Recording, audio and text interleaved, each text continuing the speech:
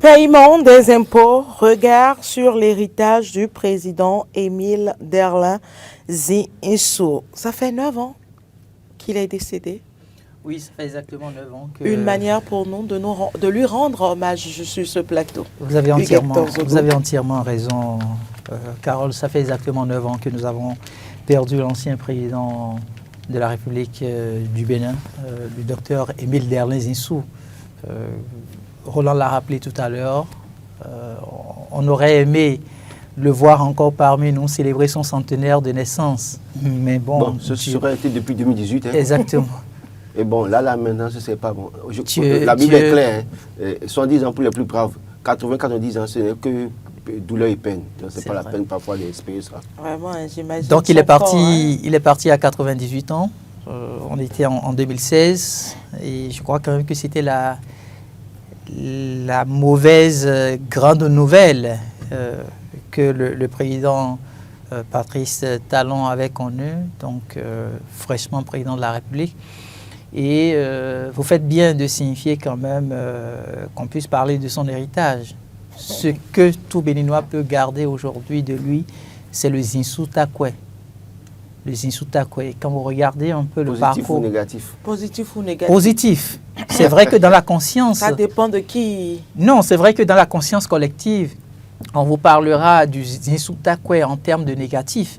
Mais en réalité, le Zinsou Takwe, ce n'est rien d'autre que l'impôt que nous payons aujourd'hui. À quoi nous servent aujourd'hui les impôts? De vous à moi, à quoi nous servent aujourd'hui les impôts? Et pourtant, il aura été incompris au moment où il se retrouvait à la tête de notre pays, au moment où il démontrait qu'il fallait que chaque concitoyen béninois puisse apporter sa petite contribution à la construction de notre pays. Il était très incompris. Et pour moi, c'est un véritable homme d'État, parce qu'il a eu le courage de poser les jalons qu'il fallait. Beaucoup parlent de Patrice Talon en le traitant d'homme d'État, de bâtisseur, mais je pense que le premier leader qui a été effectivement en termes d'acteur politique bâtisseur de notre pays, c'est bien sûr le président Émile Derlin Zinsou. Parce qu'il n'a pas manqué d'accepter d'être impopulaire. Quand vous regardez un peu comment est-ce qu'il a géré notre pays, vous vous rendez compte qu'il avait fait avec effectivement de l'amour pour la patrie. C'était un véritable don de soi. C'était quelqu'un qui était très effacé. Dans toute sa posture, il y avait le caractère humaniste qui comptait. La nature, le pays au-dessus de tout. Le pays au-dessus de tout. Peu importe ce qu'on dirait de lui, le pays au-dessus de tout. Et donc, 9 ans après son départ, la véritable question, l'héritage, qu'est-ce que nous faisons aujourd'hui des impôts? Nous avons la direction des impôts aujourd'hui très dynamique, avec des cadres qui nous font sortir des stratégies de mobilisation des ressources financières. Est-ce que nous avons une certaine satisfaction? Ma foi, oui. Quand vous regardez les différentes infrastructures routières, les infrastructures éducatives, les infrastructures sanitaires, surtout, qui de plus en plus sortent comme des champions dans notre pays, vous avez cette fierté-là de pouvoir vous dire, oui, on a pu serrer les ceintures comme l'a recommandé le chef de l'État, Patrice Talon, mais au bout du processus, nous avons le résultat qui est là. Et donc, ce résultat qu'on est en train de connaître aujourd'hui, en 2025, ce n'est pas un résultat à mettre à l'actif de Patrice Talon, mais c'est plutôt un résultat à mettre à l'actif de l'ancien président Émile Derlin Zinsou. Donc, pour moi, c'est un hommage mérité et nous devons continuer par parler davantage de lui pour permettre à la génération montante de découvrir qui il a été pour notre pays, tout ce qu'il a pu offrir à notre pays en tant que chef d'État. Alors, je rappelle, avant de donner la parole à Roland Laurent Tonéikès, le numéro à composer par les téléspectateurs, amis auditeurs de la 102.3, c'est le 01 48 52 94 02 pour également rendre hommage à ce grand homme, à cet illustre disparu il y a 9 ans de cela. Alors, Roland Laurent Tonéikès. Oui, Je crois qu'il faut partir déjà de l'histoire d'Émile Delin Zissou dans le groupe des 4 qui ont travaillé à l'indépendance du Bénin, notamment Jean Soro, Migan Apiti, né en 1913, décédé en 89, et Hubert Koutoukoumaga, né en 1916, décédé en 2000. Vous permettez, Roland? Téléspectateurs en ligne, bonjour. Oui, bonjour madame. Bonjour, à qui avons-nous l'honneur, s'il vous plaît? Nathanaël Dumont, en direct de Pierre Domingue. Monsieur Nathanaël, allez-y. Oui. Bon, il est parti. Donc, je parlais de Hubert Koutoukoumaga, né en 1916, décédé en 2000, et puis à la suite, Justin Roman, Armand de 1917 à 2002, et puis par la suite, Émile Delin Zissou, né en 1918, décédé en 2016 à 98 ans, et donc il a été le dernier dans ce groupe-là, et notamment qui a pris le pouvoir en juillet 1968. Il a perdu, en tout cas il a fait 1 an, 4 mois au pouvoir, il est parti le 10 décembre 1969 précisément. Et donc, il faut, ce qu'on retient de lui, c'est vrai, c'est les insultes à cœur. Et ces insultes à cœur, à proprement parler, oui, positivement et négativement. Parce que, oui, je suis d'accord que les impôts et les taxes contribuent à avoir de la ressource pour construire un pays. Et d'ailleurs, dans les pays développés, c'est les taxes et les impôts, notamment pour ces pays qui n'ont pas de ressources, qui contribuent à créer de la richesse dans ces pays. Donc, oui, on peut être unanime sur le fait que, oui, il a instauré les impôts. Et aujourd'hui, on en parle. Et d'ailleurs, mais le problème, c'est que l'impôt qui était instauré par Émile Delin Zissou, parlons-en, ce n'était pas à proprement parler impôt comme impôt, mais c'était un impôt de capitation, c'était un impôt qui était fixé et qui était levé, en tout cas, ou taxe levée par individu, jusqu'en 1789 dans les pays développés. Et lui, il a hérité ça, en tout cas. Roland? Téléspectateurs en ligne, bonjour. Bonjour, chers journalistes de la radio-télévision Eden TV.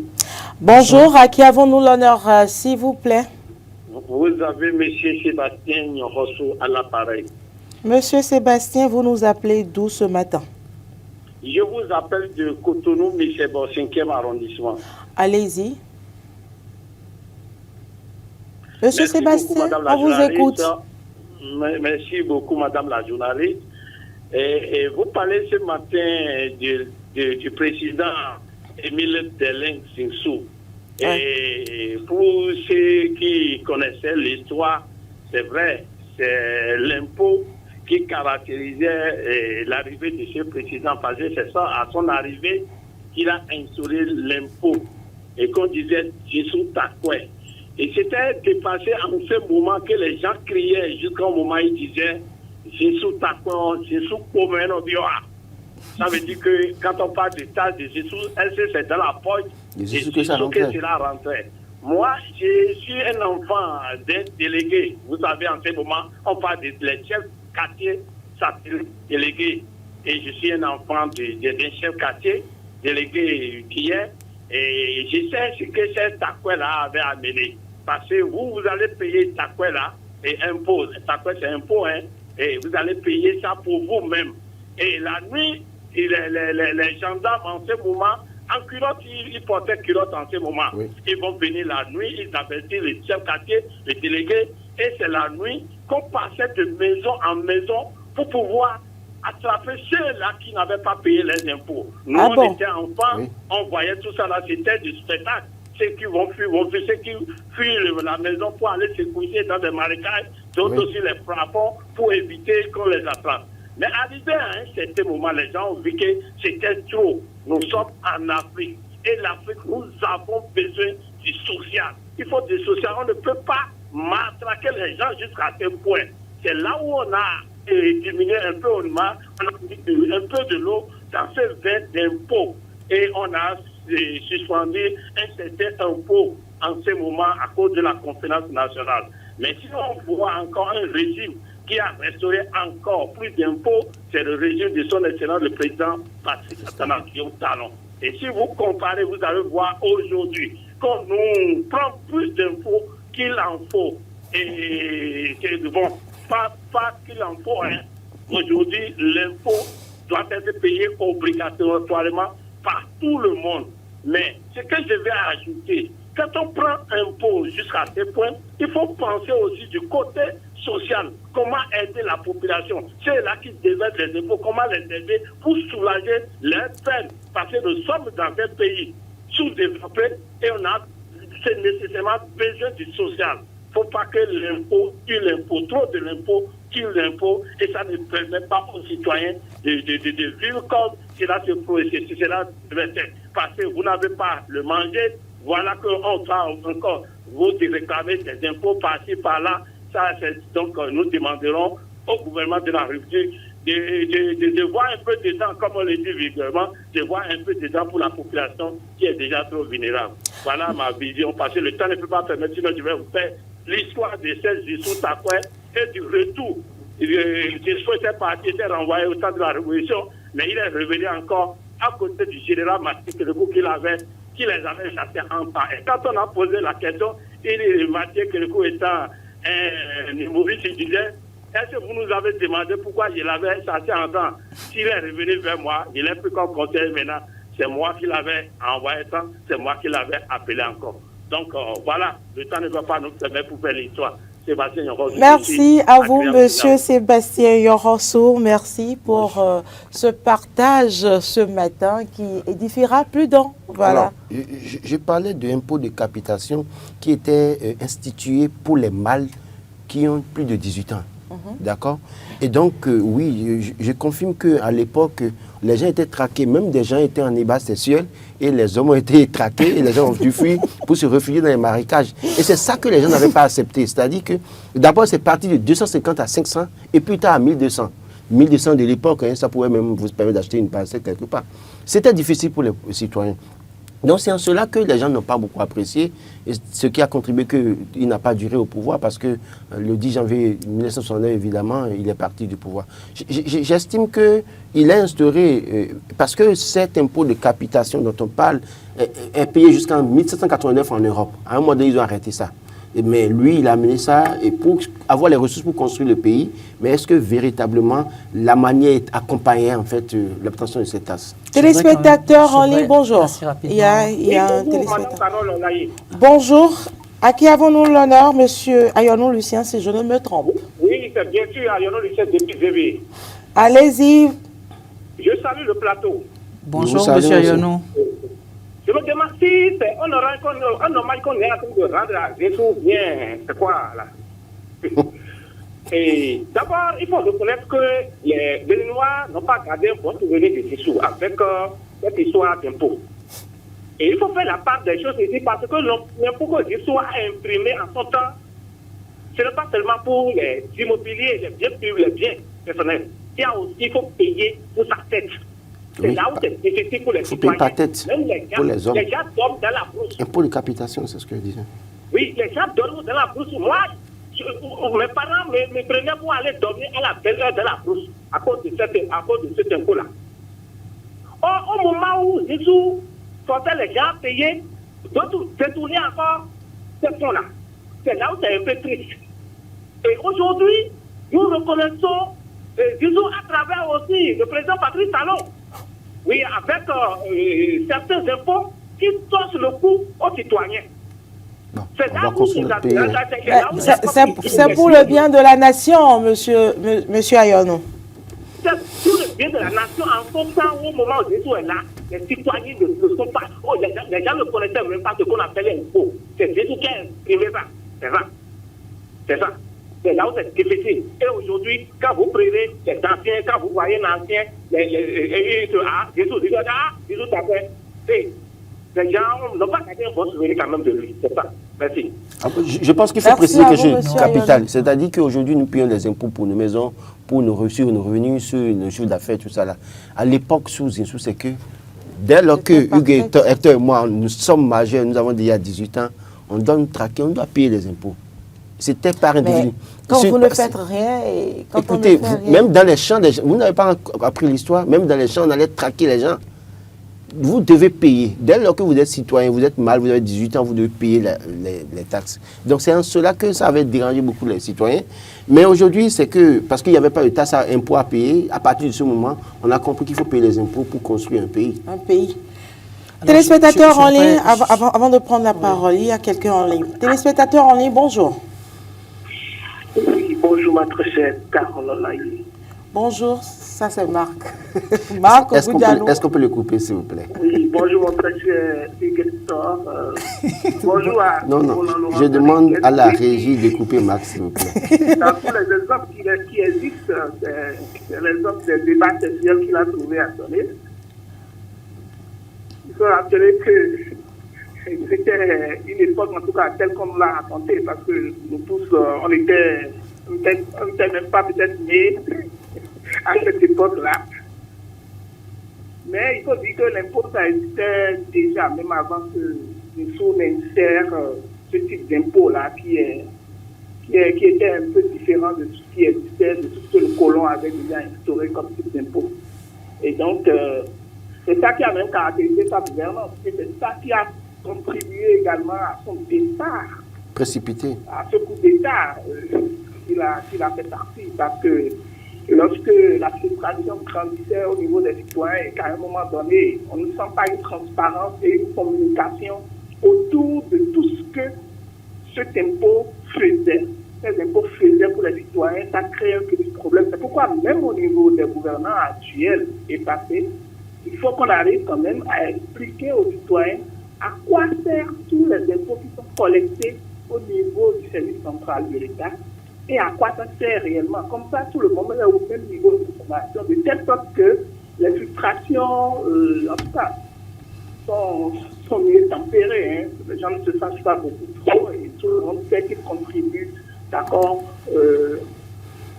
à sa façon, d'accord, à l'élévation du Bénin à un niveau beaucoup plus grand. Merci beaucoup. Donc, c'est juste ma contribution ce matin. Merci. Merci à vous, Marc Goudjanou. Je voudrais quand même rappeler, je voulais rectifier plutôt la date, c'est plutôt le 10 décembre 1969 et non le 10 décembre 69, la date de départ du président Émile Dernes Zinsou, voilà, de la tête de notre pays. Il a servi le pays pendant 1 an, 4 mois. 1 an, 4 mois. Voilà. Et je pense quand même qu'en tant que citoyens, nous avons l'obligation de reconnaître à nos dirigeants les efforts qu'ils ont pu consentir à un moment précis. Le Zinsou Takwe aujourd'hui peut certes diviser, mais admettons qu'en un moment précis... Téléspectateurs en ligne, bonjour. Allô, bonjour, madame. Bonjour, à qui avons-nous l'honneur, s'il vous plaît? C'est Béthédi Justin Pierre depuis Ouébo. Monsieur Béthédi, allez-y pour votre intervention. Je voudrais intervenir par rapport à votre émission là. Allez-y. Évidemment, impôt sur capitation sur le Zinsou fait beaucoup mal à la population.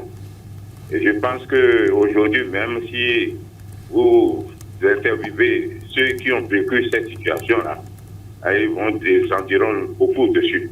Parce que je sais, comme les autres ont dit, il y a beaucoup qui passaient la nuit dans la brousse par rapport à ça. Et c'est ça qui faisait mal. Et c'est d'ailleurs pourquoi Soglo a dû mettre fin à cette affaire-là et qui fait la popularité de Soglo dans les villages par rapport à cet impôt de capitation. Mais quand je reviens aux impôts de Soglo, puisque les gens en parlent, je pense que c'est des impôts qui existaient. Oui. Et qu'il a poursuivi, mais qu'il a exigé que les gens payent. Et quand je prends les hommes politiques qui aujourd'hui ne payaient pas les impôts, au moins pas pour être candidat aujourd'hui, on exige de payer quelque chose. Oui. Parce que c'est des gens qui ne payaient pas les impôts. Ils construisent de grandes maisons, mais ils ne payent rien. Et c'est eux qui profitent même de la population. Parce que c'est eux qui sont chefs et qui profitent de tout. C'est ça que je tiens à dire. Les impôts imposés par aujourd'hui maintenant, vous avez un véhicule. Et je sais que c'est ça que les talons a imposé. Et le TPM pour les véhicules. Nous passons sur le goudron et autres là, mais nous ne payons rien. Et nous réclamons. Les voies ne sont pas bitumées, les voies ne sont pas ceci. Mais en réalité, aujourd'hui maintenant, si je passe sur une voie, je ne sais pas bien, je dis, mais à quoi sert l'impôt que je paie? C'est bien que je paie. Taxe sur véhicule à moteur. Je pense que sans les impôts, on ne peut rien dans ce pays. Je ne suis pas politicien, moi. Sans les impôts, nous ne pouvons rien faire. Parfaitement d'accord avec vous. Il faut les impôts. Ah oui. Il faut payer les impôts nécessairement. Il ne faut pas trop critiquer les impôts. Les pays développés qui sont en avance sur nous, ce n'est pas les impôts qui se sont développés. Qui se sont développés, ouais. Merci. Merci à vous. Belle journée à vous également. Hector, vous allez finir ce que vous étiez en train de dire et nous allons conclure cette émission. Je vais abonder dans le même sens que M. Bétier dit. Qui venait de raccrocher pour signifier que nous avons l'obligation de sortir les sous pour payer nos impôts.